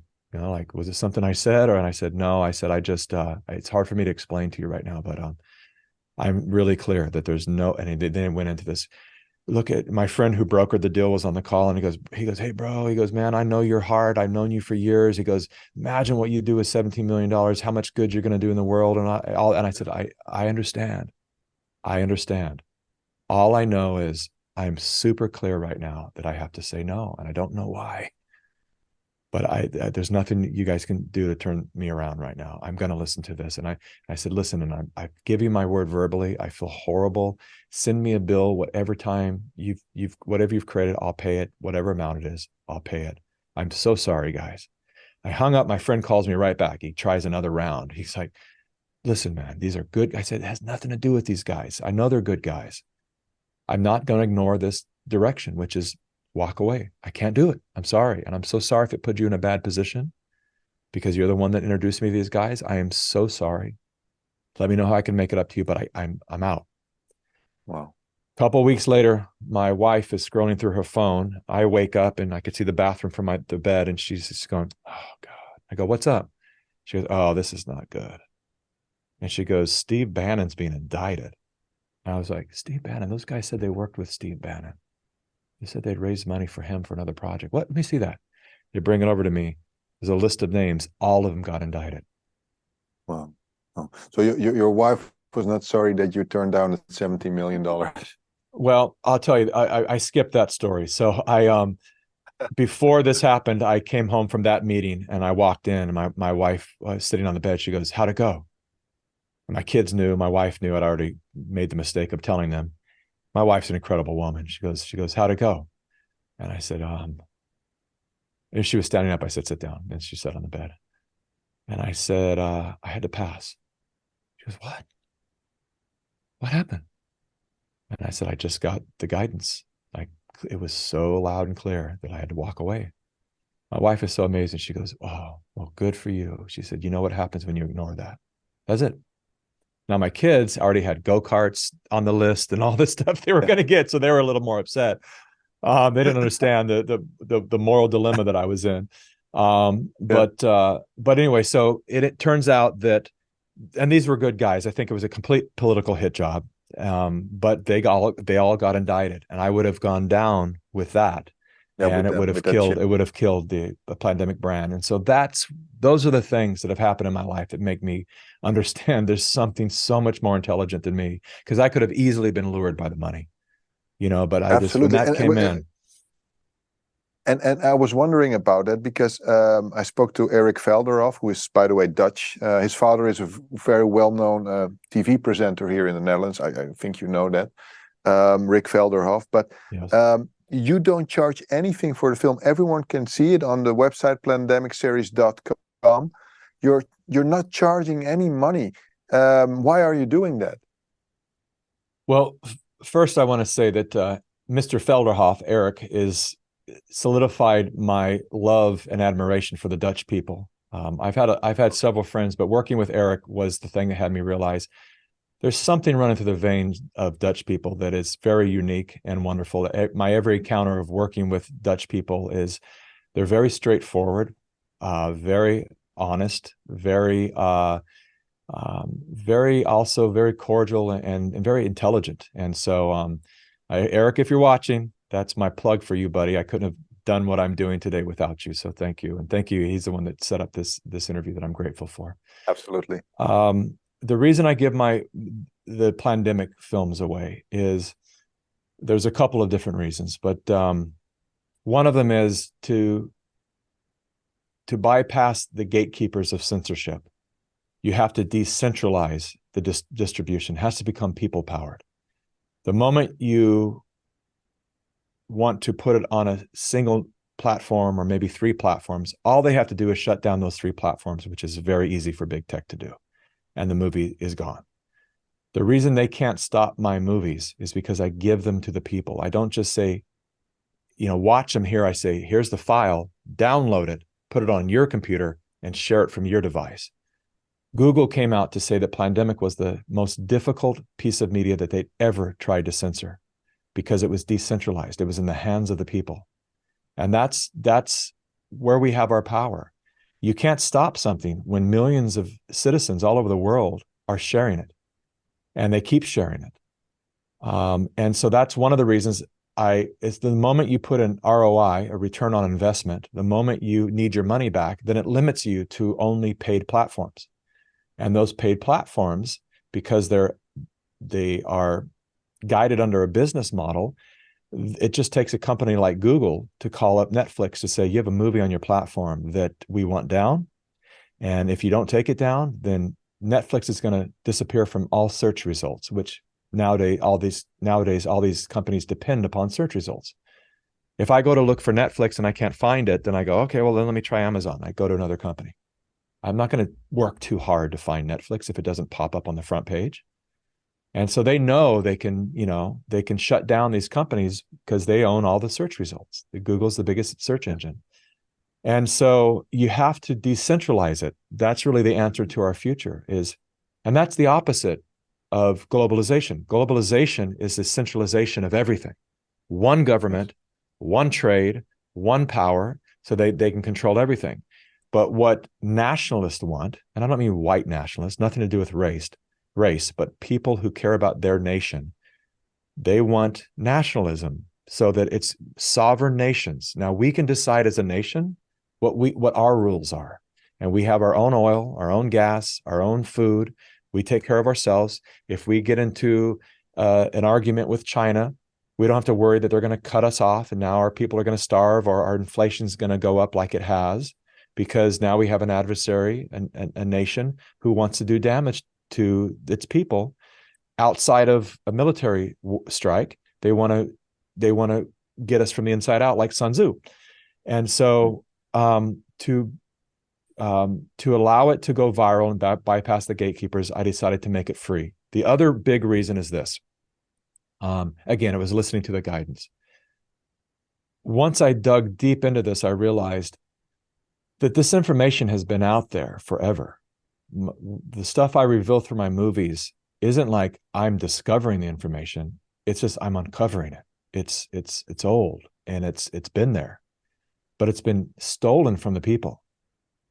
And so I had a very wealthy woman call me one day and want to talk to me about ways that I could monetize my work, and wanted to understand why I was choosing to live off of donations instead of monetizing this brand that has become, we created the word pandemic and it's used all over now. People talk about it as, they don't even say pandemic, they say pandemic. They're like, that's a powerful thing. You've created a word that the world knows. You can monetize that big time. And I said, well, her name is Abby. I said, Abby, let me explain it to you this way.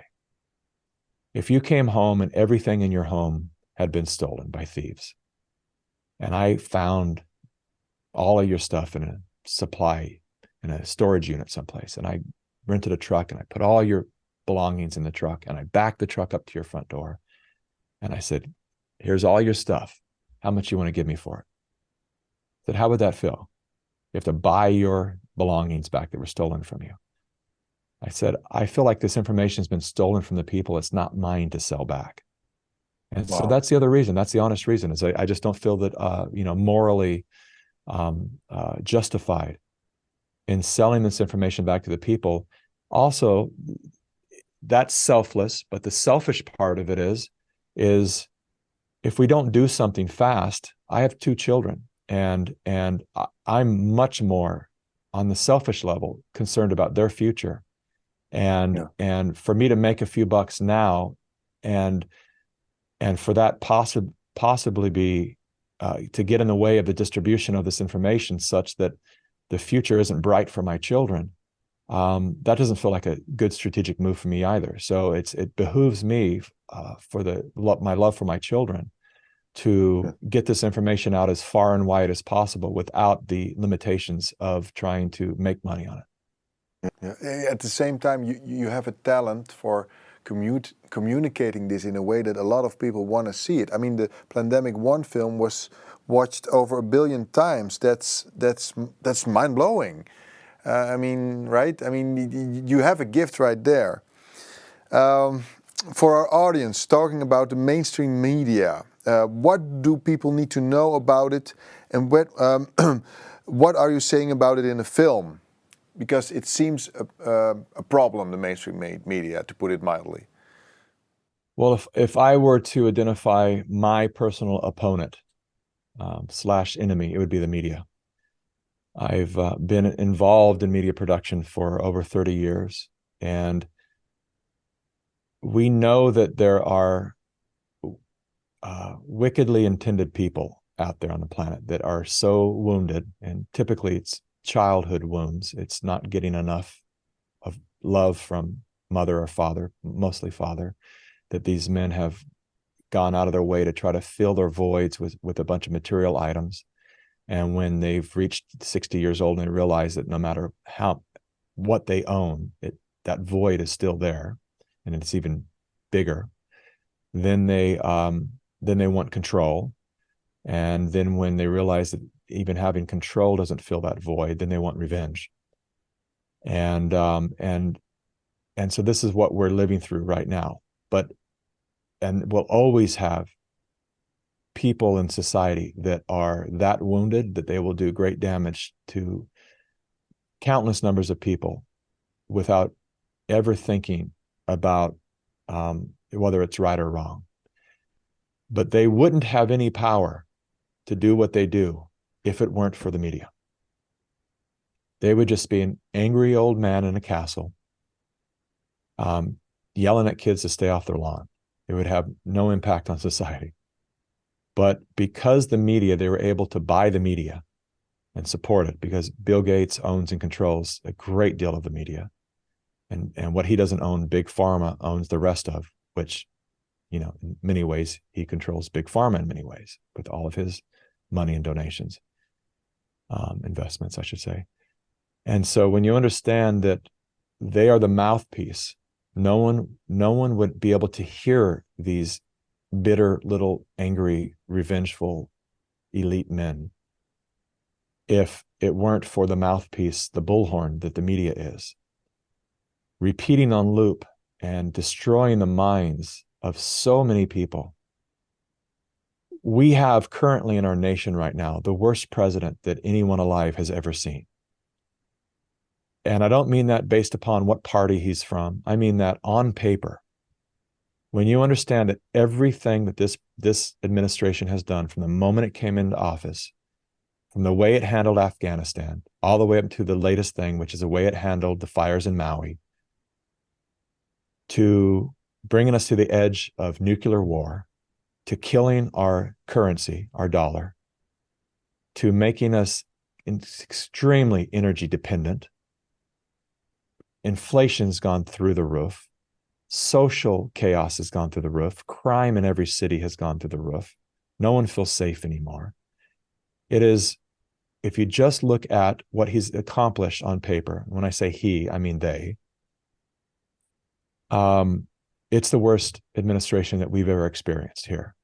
Yet, when we were my crew was in a Uber in Las Vegas, where we just got back from, and they struck a conversation with the Uber driver, who got very irritated at any negative comment about Joe Biden, because he was the best president in this person's view that we've ever had. How can an individual within the same country who's experiencing the same failures of this administration be so fiercely committed to defending this person as the best president we've ever had, when everything on paper shows it's just the opposite? It's never been worse for Americans than it is right now. How can this person be so delusional? The media. The media. The media. It means he watches CNN or MSNBC.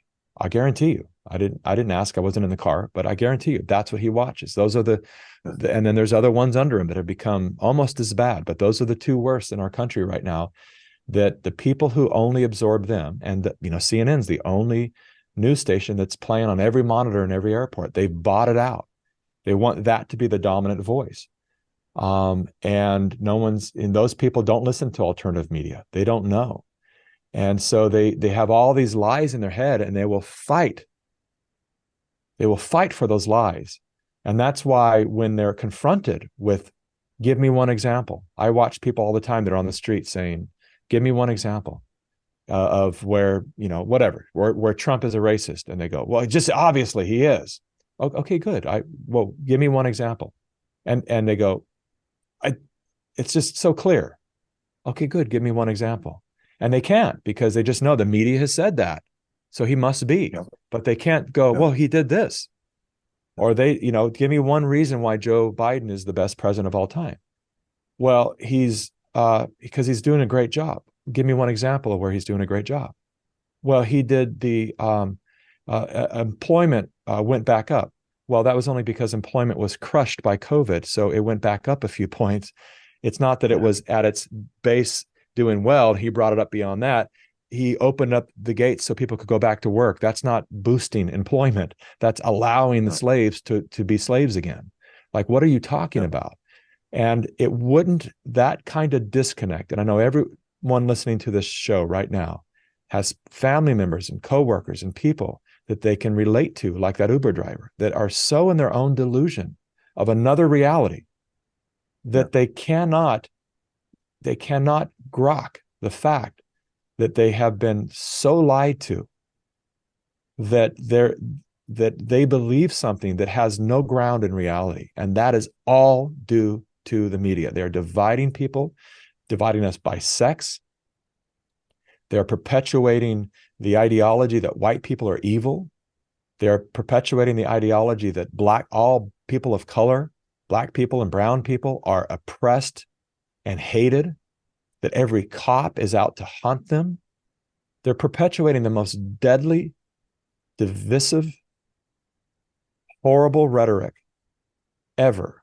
So if anything needs to be absolutely eliminated, and I mean, if I were president, I would put regulations on the media such that every time they lie and get caught, they are driven into bankruptcy. They are fined so much that it becomes so painful for them that it actually forces them to be more honest.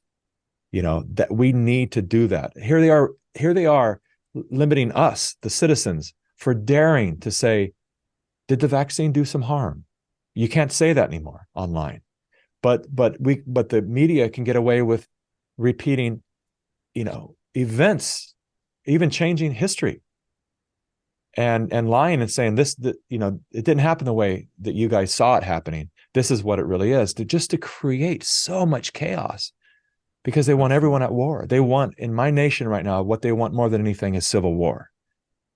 No. Because then they can instate martial law, total control. The reason they ramped up the January 6th narrative and not letting anyone know that there were hundreds of federal agents that were instigating that situation in there, which is why they won't show you all the hours of the most surveyed building in the United States. And they want to keep ramping that insurrection and that horrible thing. They lied about officers being killed. All that has been uncovered, that it was not true. But why do they want to push that narrative? Why do they want people to think so poorly about its citizens?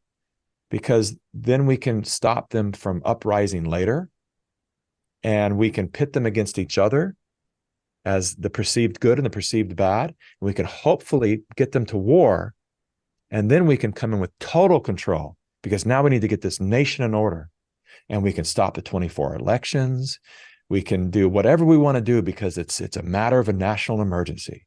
And that's all they want, is national emergencies. That's what COVID was used to advance, was the EUA, the emergency use authorization, is the only way that they could force people to surrender their constitutional and human rights, is through something that terrorized them to the degree that they would be willing to let go of their rights and to be told where to stand, how close you can stand to people, what you can wear, that you must stay inside.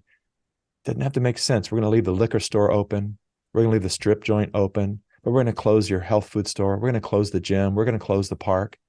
But some people, thank God, were still had their critical thinking ability enough to say, that doesn't seem right. Like, that's crazy. You want us out of the sun and vitamin D that could actually, and you want us to stay indoors and completely sterilize our environment like we're living in an ICU unit, so that when we do go back out into the world, we're going to be so vulnerable. Our immune systems are going to shut down because we're living for months within a sterilized environment and not having any connection with outside bacteria that we need to keep our immune system alert and in action. And then we go out into the world, and guess what? We get a spike in numbers. People are sick, and they could say it's all because of COVID, right? And it's all a game that people are waking up to right now. That's wonderful. So your tip is throw out the television? My tip is,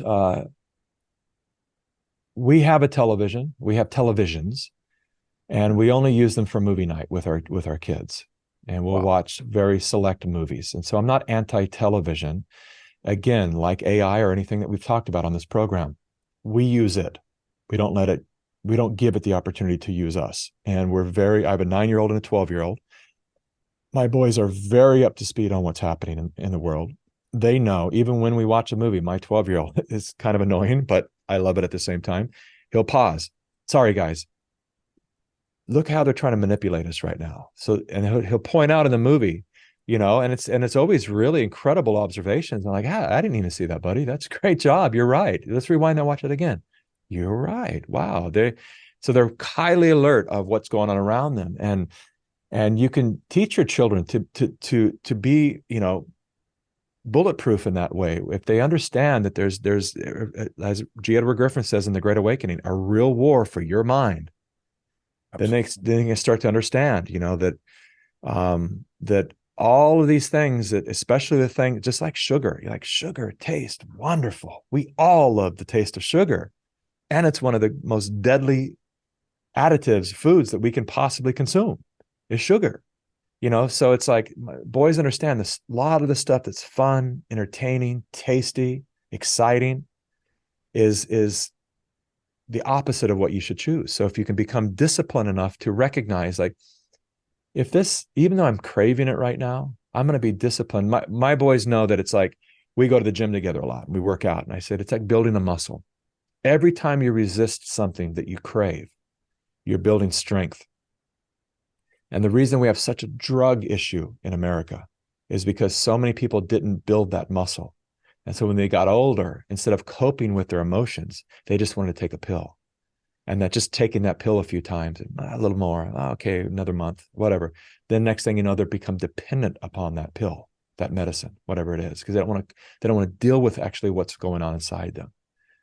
And so they just want some synthetic remedy to make them feel okay for the moment, right?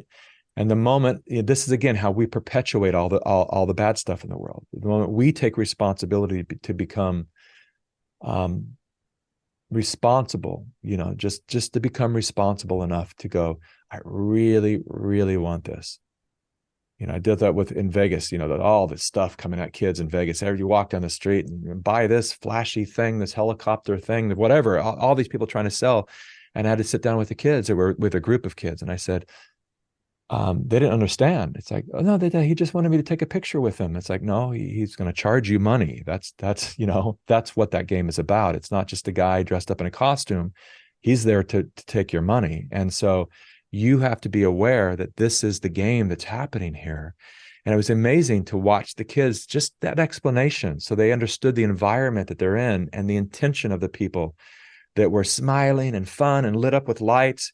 They actually just want your money. Now, if you want to give them your money, and if what they're offering, goods and services, is worth the exchange of your money, then buy it from them. Help that person out. Go for it. But don't be suckered into buying something you don't need. So these kids went from wanting everything on day one to, my boys would stop and go, hey, Dad, what about this? And I'd say, I'll leave it up to you. Is that something that you feel that you really need? And watch my 9-year-old go, nah. So yeah, it's exciting in the moment, but that would last about 2.5 hours today, and it would either break or you would discard it, and that's it. It's over. And so, is that worth your $20? And the moment I started saying, you can buy it if you want to, but you have to buy it with your own money, then it was different. Then when it's Dad's money, it's like, yeah, buy it. But then it's like, wait, my money? Oh, let me think about this. I actually don't need it. You don't need it. Awesome. That's responsibility of going, let me choose, and not just be led into being this puppet consumer. And So yeah, I think that's ultimately what we all need to do, is to become responsible in what we choose in our lives, and to really ask ourselves, like, because I think comfort and convenience is ultimately a real deadly thing. You know, we have convenience stores and fast food, and we want everything comfortable, but real achievements aren't comfortable. You know, the work I do right now is not comfortable. I could be in Hollywood making a lot more money, and it'd be praised by that organization. It'd be really comfortable. And what I do now requires some security, requires, you know, the awareness of, you know, I'm a target. It's not comfortable, but it's so much more fulfilling, rewarding to know that I'm not just part of the system, and I'm actually doing something that I can feel good about, that I can show my children, like, this is daddy modeling what you came here to do, and not just being a robot in the system, but to actually, you know, to go against the system when it's necessary, and to know that you actually have power. One person can have a ton of power if you're willing to get uncomfortable and pass up the convenience. You can be healthier. It's fast food is really convenient. You know, I can have an entire meal sit in front of me in 4 minutes, you know, but what's the long-term effect of that synthetic burger or whatever it is? You know, do we think about this? And every now and then, in moderation, it's okay. You know, it's okay. But anything on the repetitive basis, where now we're just consuming these preservatives and everything in our body, and then we go, why is it so common these days that you 40, 50 years old and you have cancer or prostate cancer or whatever it is? It's like, because we're not living in balance with nature. We're way out of line with that. So for me, it's about understanding the difference between what's normal and what's natural. I think our world is confused between those two subjects of what's normal. We think because it happens all the time, well, that's natural. No, that's just a repetitive habit. That's not natural. That's normal. Let's do what's natural. Wow. Mikki, last question. What is the ultimate call to action of your film, The Great Awakening, for our audience? What is the ultimate call to action? Very similar to what I just said, is the return to what's natural. In the movie, at the end, I say that we are faced with the choice between dehumanization and rehumanization. So we've been dehumanized through decades of all the stories and everything that we have watched and paid attention to. There's been a common thread in a lot of stories, and that is humans aren't that good. Humans are a failed experiment. Some will even go as far as to say we're a parasite, we're a cancer on this planet. And that dehumanization of not appreciating the gift to be human is at the root of everything that's not working right now. It's what pushes these people to commit acts of such evil, because they don't appreciate being human. They want to invent some transhumanism because humans are so flawed. They want to create something better. They'll never create something better than human. And so it's coming back, you know, the choice between dehumanization and rehumanization. What I say in the movie is, dehumanization, we have to do nothing except for just to allow that process to continue, because it's happening all around us. But rehumanization requires action. One action. In the movie, I say to remember. To remember what, actually? To remember what we knew as children. So I say to people, it's more important to unlearn than learn right now. Our minds are filled with data, filled with information. And most of it has nothing to do with reality. Look how many things we were told were the right way 10 years ago, the right foods, and now we're like, oh, they're actually not good for you, or that was wrong, or whatever. You know, milk does a body good. Oh, it's not so good anymore. Right? We're filled with all this information, marketing talking points. And so there's a process of unlearning where it's like, clear all that stuff out and get back to like, what does that internal guidance system tell you?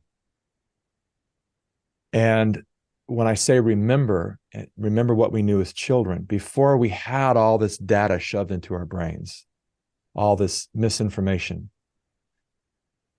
life was simple. Just with our imagination, we could have a fantastic day, just by imagining. We knew when we were babies, and that big person would look into our crib and we'd kick our feet and smile because there was a connection that we had with them, where it was almost as if I'm looking at myself. We knew when we were little that we were connected energetically, that there really is an intrinsic interconnectedness that we're all part of. In the same way that our cell phones, we can accept that our cell phones, they have no wire on them anymore. And we can sell data, we can send data back and forth to each other that reassimilates itself into your phone, a very intricate photograph that I send to you, and your phone recreates it and gives you that exact image to the pixel. It's extraordinary. But we don't consider that we have the same ability to send information back and forth to each other without wires, energetically, from body to body, to be intrinsically connected. And so babies knew that. They would look at the person and kick, because it's kind of like, I'm looking at me. I'm looking at another part of me, like the cells of your body. They're all working to give the organism life. And then we get older, and because those cells become enemies. And that's the root of disease, when the cells are fighting each other and not understanding that you're in the same body, man. Like you're giving life to the one organism, and you're trying to destroy the other cells. The white blood cells are now against the red blood cells. You understand that when the organism goes, you go. Like, does that make any sense? And that's how senseless we're behaving as humans on this planet, to not realize that, we are connected with each other, and we are life itself, and we are creators. And so if we can remember that, if we can remember how magnificent it is to have the nature around us, this natural, incredible, world of water and air and soil, and become just as, if not more, intrigued by that as we do when the new iPhone comes out.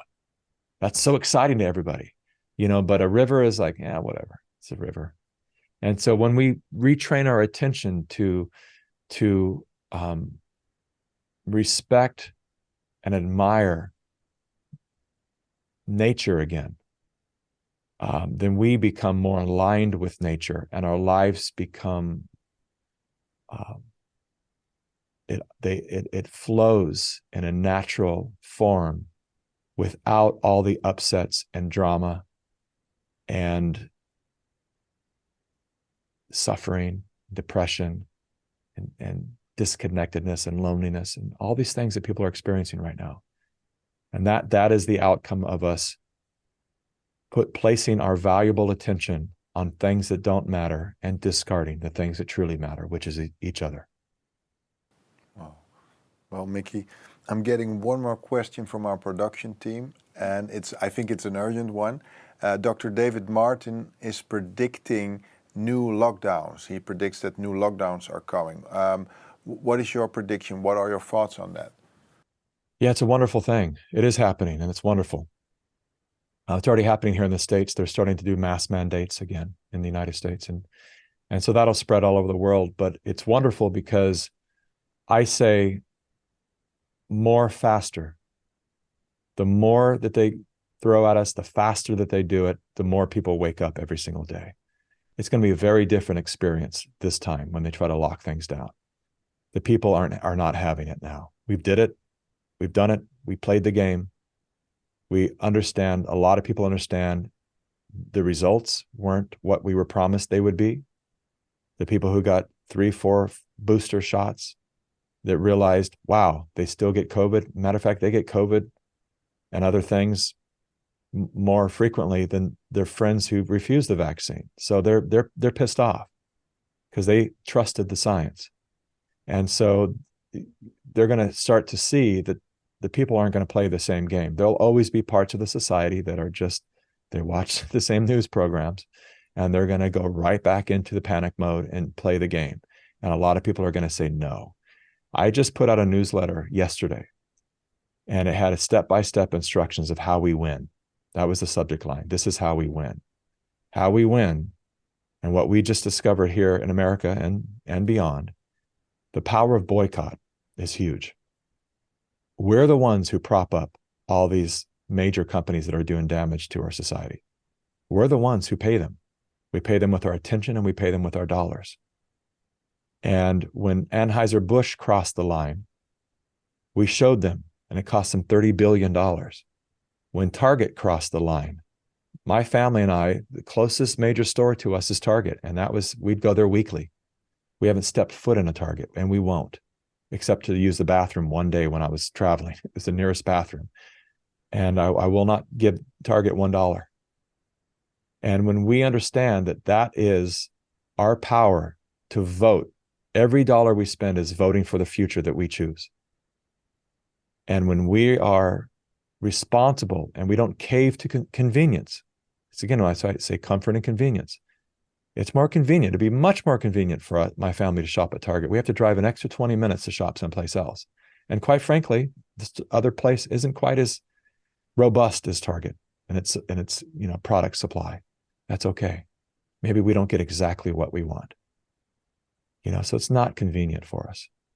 But we know that we are serving to perpetuate a message to let these companies know that we will not be used as consumers, and we will not allow them to carry these ideologies around like Target did, which was, supporting what they called tuck-friendly bathing suits, which was bathing suits so young boys could hide their privates and pretend to be girls. And it was a bathing suit that was created by an artist who has also done satanic symbology in their other work. And so when the people found that out, they went, this is not okay. We don't care if you do your Pride Month display back in the whatever, but we're going to put this up front and tell all these young boys that there's a reason for them to hide their privates, to be ashamed of being a boy, a man. Like, you've crossed the line, Target. And so we've done great damage to the bottom line of Target by saying, you're done. I don't know I'll ever go back to a Target. I don't know what they'd have to do to win my business back. But that's crossing the line for me. So, but if you don't have morals, there is no line. That's why demoralization is step number one. Because if that didn't matter to us, if we walk in and go, whatever, it's just people, it's just freedom, it's just, let people be. You have no morals. You don't understand. No, that's actually not okay. That's not okay. That is against their nature to try to hide what they've been given naturally. And they don't understand the people who think that's okay, that it's just allowing people to, no, that is the destruction of the family. And that is the ultimate takedown of their country. When people stop procreating, we have people, Bill Gates and people who talk about overpopulation. That's a joke. I'll tell you why that's a joke. Out of the earth, 29% is land. The rest is water. Of that 29% land, 7% is not inhabitable. It's high desert or Arctic or whatever it might be, not fit for humans. So that leaves 22% of inhabitable land on planet Earth. We currently take up 1%, at the most 2% of that land. And all these years, that's all we've migrated to. So we have 20% left. Take hundreds of thousands of years to fill that up. But where it's overpopulated is in the cities that they cram everyone into. You go to India and you believe in a heartbeat, it's overpopulated because everyone's living in millions of people in one little area. Instead of spreading out and learning how to grow their own food and be sovereign, they're all being crunched. And that's what they're trying to do with these 15-minute cities, crunch everyone together. Then they can justify the idea that it's overpopulated. You can't even move now. Well, yeah, because we have all the farmlands, and that's also why Bill Gates is buying them up, because now it's like, you think he's going to sell farmlands to the families? No. And so all of that, I agree with what David said. They are heading back into lockdowns, but instead of meeting this with dread, I meet it with, it's perfect. This too shall backfire. And this will expedite the Great Awakening for people. And we will understand the power of boycott, that any company that participates with these mandates, any company that requires a vaccine pass from you, local or multinational, doesn't matter, boycott them hard. And don't give in just because, wow, we're really hungry today. Wow, let's go ahead. They're the only thing open today. Go home and make a salad. Like don't cave to it, and show these companies, these business people, that we mean business as the people, and we will not participate in their economy if they continue to allow the government to push them towards these tyrannical rules and regulations. We won't play the game. We have the power. The people have the power if we use it. Yes, and we are no longer afraid. Good. Yes. Yeah. Yes. Mikki, we already mentioned it, but what is... we want everyone to see your films, especially now, of course, The Great Awakening. What is the best way to see your film? Plandemicseries.com. Plandemicseries.com. All of the Plandemic movies are there for free. My book is there for free. I made a deal with my publisher. When they asked me to write a book on the Plandemic experience, I said, I'm not really interested, and I'm not selling anything under the Plandemic brand. And they said, well, there's, definitely an investment that we have to make. And I said, well, one condition is that once you've made your money back on the book, that I can give it away for free. And so just download it, no strings attached. It's right there for free. Sign up for our newsletter. Our newsletter is how we communicate with our extended community. And there's a donation button. My next film will straighten out the narrative on climate change, so people can understand from an environmentalist point of view what's really happening. We are polluting our planet. It's not all made up, but they've hijacked that narrative, and it will do the opposite of helping our environment. It will only harm our people and reduce what's left of our civil liberties and human rights. And there's a donation button there. And if anyone would like to donate to help make the next movie so I can continue to give these movies away, I welcome that, and I appreciate that very much. Thank you for being so gracious with your time. Thank you for everything you're doing and your continued pursuit. It really was an honor and a privilege to talk with you. And I really want everybody to go watch your film Plandemic, The Great Awakening. Thank you so much. Thank you so much. It's been a real pleasure. And anytime you want me back, I would love to come back. Thank you so much. We will certainly do that again. Thank you, Mikki. Thank you.